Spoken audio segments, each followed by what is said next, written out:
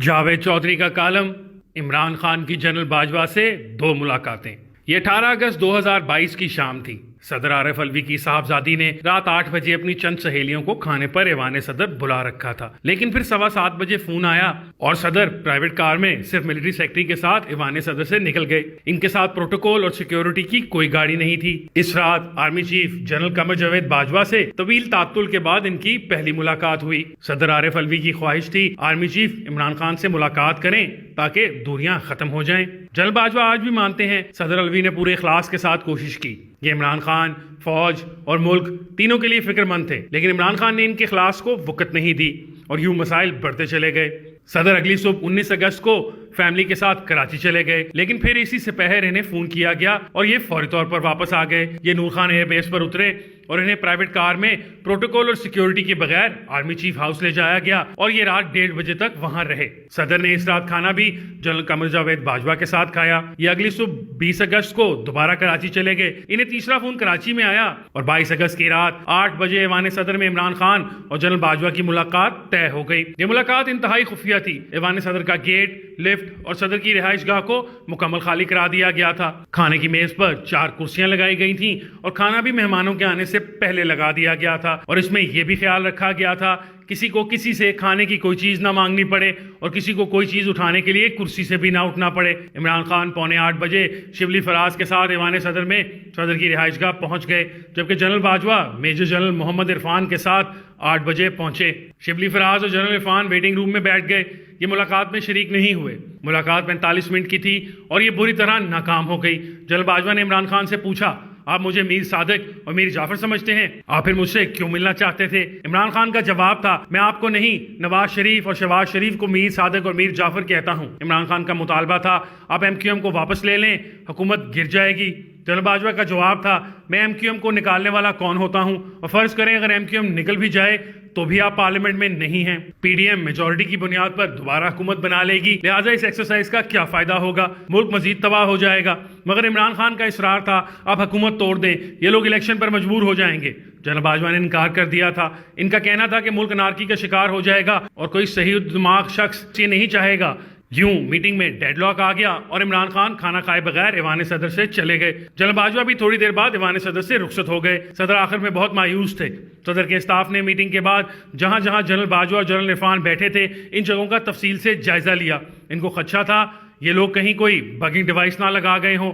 یہ حرکت بعد ازاں رپورٹ ہو گئی اور فوج نے اس پر ٹھیک ٹھاک مائنڈ کیا۔ 3 اور 8 ستمبر کو یہ ایکسرسائز دوبارہ دہرائی گئی۔ صدر پرائیویٹ کار میں ایوان صدر سے نکلے اور ان کی اسلام آباد اور راولپنڈی میں 2 ملاقاتیں ہوئی، اور عمران خان کی جنرل باجوہ سے دوسری ملاقات ستمبر میں ہوئی۔ جنرل باجوہ صدر سے ہر ملاقات کے دوران صرف ایک ہی بات کرتے تھے، اب عمران خان اور میاں شہباز شریف کو اکٹھا بٹھا دیں، تمام سیاسی مسائل کا حل صرف ان کی ملاقات سے نکلے گا۔ صدر نے سر توڑ کوشش کی لیکن عمران خان نہیں مانے۔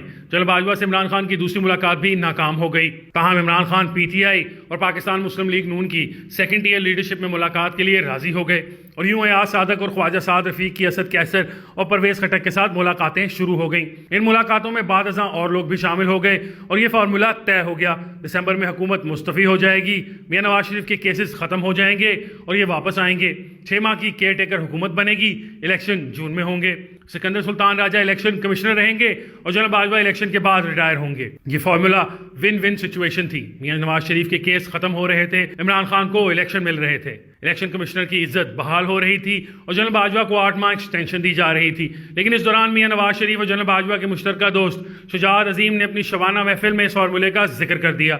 یہ بات نکلی اور مختلف حلقوں میں ڈسکس ہونے لگی۔ یہ جنرل باجوہ کے کان تک پہنچی تو انہوں نے ملک محمد احمد کو فون کیا۔ ملک محمد احمد اس وقت ہیتھرو ایئرپورٹ سے باہر نکل رہے تھے۔ جنرل باجوہ نے ان سے کہا، میں ایکسٹینشن نہیں لینا چاہتا، میں 29 نومبر کو ریٹائر ہو رہا ہوں، میں اس فارمولے میں نہیں ہوں۔ میاں نواز شریف نے بھی بعد ازاں یہ فارمولہ مسترد کر دیا۔ ان کا کہنا تھا میری عزت بحال ہونی چاہیے، میں کسی لین دین کے ساتھ ملک واپس نہیں جانا چاہتا۔ دوسری طرف عمران خان کے ساتھیوں نے بھی انہیں سمجھایا تو آپ پر NRO کا الزام لگ جائے گا، اور یوں یہ فارمولہ اور ایوان صدر کی دونوں ملاقاتیں ناکام ہو گئیں۔ میں نے جنرل باجوہ سے پوچھا، کیا آپ نے عمران خان کو قومی اسمبلی سے مستعفی ہونے سے روکا تھا؟ یہ بولے یہ درست ہے. میں نے عدم اعتماد کے بعد عمران خان کو میسج کیا تھا, پرائم منسٹر آپ صرف ایک میچ ہارے ہیں, سیریز ابھی باقی ہے. آپ اور حکومت میں صرف 2 ووٹوں کا فرق ہے. آپ قومی اسمبلی سے استعفے دینے کی غلطی نہ کریں. یہ غلطی بنگلہ دیش میں خالدہ ضیاء نے کی تھی.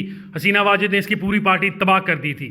آپ اسمبلی میں رہیں, آپ کو دوبارہ موقع مل جائے گا. عمران خان نے میرا میسج پڑھا لیکن جواب نہیں دیا اور یوں میرا ان سے رابطہ ختم ہو گیا. اس کے بعد ان سے اگست اور ستمبر میں 2 ملاقاتیں ہوئیں. میں نے پوچھا آپ نے عمران خان کی حکومت کیوں گرائی؟ جنرل باجوہ کا جواب تھا ہم نے ان کی حکومت نہیں گرائی, ہمارا جرم صرف یہ تھا ہم نے ان کی حکومت بچائی کیوں نہیں. عمران خان چاہتے تھے ہم آگے بڑھ کر ان کی حکومت بچائیں. میں نے پوچھا آپ یہ کر دیتے, اب اس سے پہلے بھی تو یہ کرتے رہے تھے. جنرل باجوہ کا جواب تھا میں اگر اپنا فائدہ دیکھتا تو میرے لیے سب سے زیادہ سوٹیبل تھا. میں عمران خان کو سپورٹ کرتا رہتا اور عزت کے ساتھ عمران خان سے فیئر ویل لے کر ریٹائر ہو جاتا, لیکن میں نے ملک کے لیے اپنے امیج کی قربانی دے دی. میں نے مشکل لیکن صحیح فیصلہ کیا. میں نے پوچھا کہ فیصلہ صحیح کیسے تھا؟ ان کا جواب تھا ہماری ریڈنگ تھی یہ لوگ ملک کے لیے خطرناک ہیں, یہ رہے تو ملک نہیں رہے گا. میں نے پوچھا مثلا وزیر اعظم نے کابینہ کے اجلاس میں سعودی کراؤن پرنس کو پنجابی میں ڈیش ڈیش کہہ دیا. ان کے اپنے وزیر نے یہ بات لفظ بلفظ سعودی سفیر کو بتا دی اور سفیر مختلف لوگوں سے ان پنجابی الفاظ کا ترجمہ کرانے لگا. مثلا ہم انہیں شوکت ترین کو وزیر خزانہ بنانے سے روکتے رہے. میں نے وزیر اعظم سے کہا سر یہ اپنا بینک نہیں چلا سکا, یہ اکانومی کا بھٹا بٹھا دے گا, لیکن یہ نہ مانے. شوکت ترین کے خلاف نیب میں 8 ارب روپے کی کرپشن کا کیس تھا. وزیر اعظم نے الٹا ہم سے کہہ دیا اب یہ کیس ختم کرائیں. ہم FATF اور IMF میں پھنسے ہوئے تھے, لہٰذا ہم مجبور ہو گئے اور یوں جنرل فیاض حمید نے شوکت ترین کے نیب سے کیس ختم کرائے. مثلا مجھے ایک شام گورنر اسٹیٹ بینک رضا باکر کا فون آیا. وہ بہت گھبرائے ہوئے تھے. ان کا کہنا تھا شوکت ترین نے اکانومی کو بہت زیادہ ہیٹ اپ کر دیا ہے, ڈالر کے ریزرو تیزی سے نیچے آ رہے ہیں, ہمیں آپ کی انٹرونشن چاہیے. یوں ہم وزیر اعظم کے پاس جانے پر مجبور ہو گئے. حماد اظہر, اسد عمر, شوکت ترین اور رضا باکر بھی اس میٹنگ میں موجود تھے. میں نے وزیر اعظم سے کہا سر آپ 53% ٹیکس کسٹم سے جمع کر رہے ہیں, یہ غلط ہے, ہم پھنس جائیں گے. ان کا کہنا تھا یہ تو اچھی بات ہے, ٹیکس ریونیو بڑھ رہا ہے. میں نے کہا سر آپ ڈالر باہر بھجوا کر روپے جمع کر رہے ہیں, ملک اس طرح نہیں چل سکے گا. آپ شوکت ترین کو روکیں ورنہ ہم ڈیفالٹ کر جائیں گے. رضا باکر نے تائید کی. وزیر اعظم نے حامی بھر لی لیکن عملی طور پر کچھ نہیں کیا. میٹنگ کے بعد اسد عمر نے میرا شکریہ ادا کیا اور کہا آپ ٹھیک کہہ رہے ہیں, ہم غلط سائٹ پر چل پڑے ہیں. آپ نے جو کام ہمیں آج بتائے ہیں یہ ہمیں گزرے ہوئے کل میں کر لینے چاہیے تھے. آپ اسد عمر سے پوچھ لیں کیا میں غلط کہہ رہا ہوں. جاری ہے.